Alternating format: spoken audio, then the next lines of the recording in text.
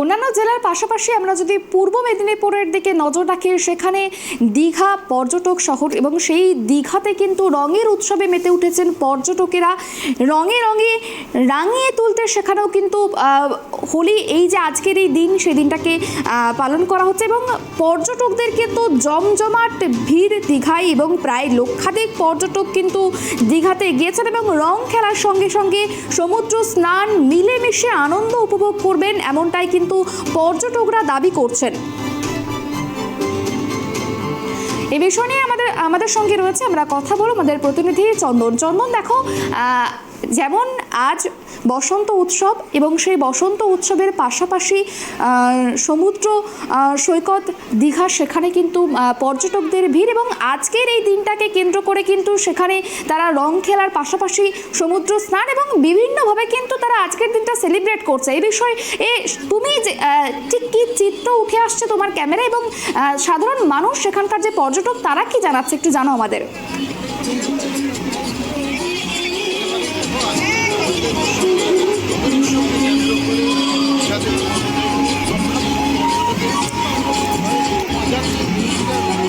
সমাগম ঘটেছে। সকাল থেকেই পর্যটকরা সমুদ্র সৈকতে ভিড় জমিয়েছেন।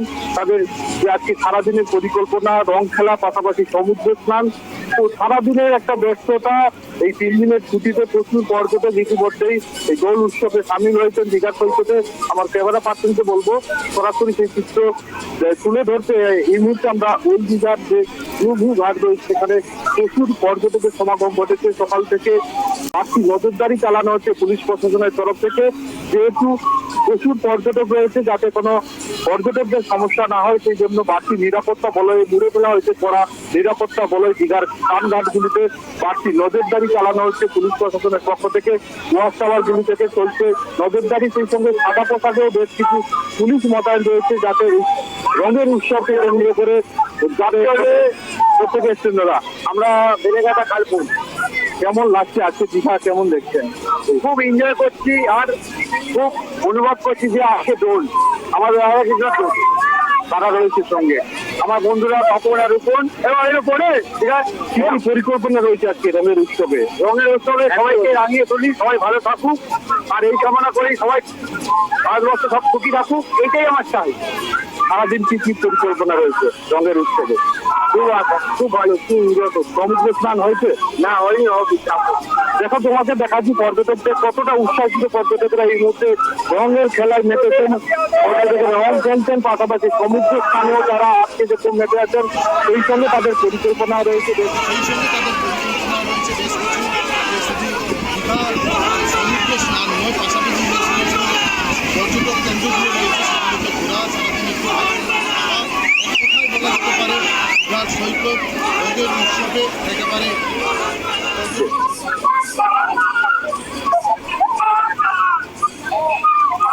একেবারে দেখো চন্দন, তোমার কাছে আমি একটু জানতে চাইবো যে ওখানকার যে মানুষজন, আমি দেখতে পাচ্ছি যে চিত্রটা, প্রচুর মানুষ পুরো ঠিক ঠিক করছে মাথা। ওখানকার যে পর্যটকরা যারা এসেছেন আজকের দিনটা উপভোগ করতে দীঘাতে, তাদের সঙ্গে যদি একটু কথা বলতে পারো, তারা কি জানাচ্ছে, তারা কিভাবে আজকের দিনটা সেলিব্রেট করবে? দাদা, আজকে এই যে রঙের উৎসবে দীঘায় এসছেন, কতটা আনন্দ করছেন, কি বলবেন? এটা বিশাল বড় কৃষ্ণ ভূমিকা। ঠিক আছে, কৃষ্ণ যেইভাবে রাধার সঙ্গে হোলি খেলেছে, দোল খেলেছে, রং রঙিল্লা খেলেছে, রঙে অনেক রকম সারাদিন কতটা আনন্দ হবে বলে এই আনন্দ মানে কি যে বলবো, মানে মনে ভেতরে কি আনন্দ পেয়েছে। ঠিক আছে, এই বছরে একবার করে আসে। একেবারে অনেক ধন্যবাদ চন্দন আমাদের সঙ্গে থাকার জন্য। বসন্ত উৎসবকে কেন্দ্র করে কিন্তু জেলায় জেলায় উৎসবের মেজাজ তৈরি হয়েছে এবং প্রত্যেকেই কিন্তু আজকের দিনটা নিজেদের মতো করে সেলিব্রেট করছে। অপেক্ষা করে থাকি এই দিনটার জন্য, কবে আসবে দোলটা। দীঘা একদম গুছিয়ে সমস্ত কিছু আনন্দ করতে, সব কিছু হবে রঙের সাথে সাথে সব কিছু। সমুদ্র খেলবো, সমুদ্রে স্নান করাটা, রং খেলে স্নান করাটা আলাদা মজা।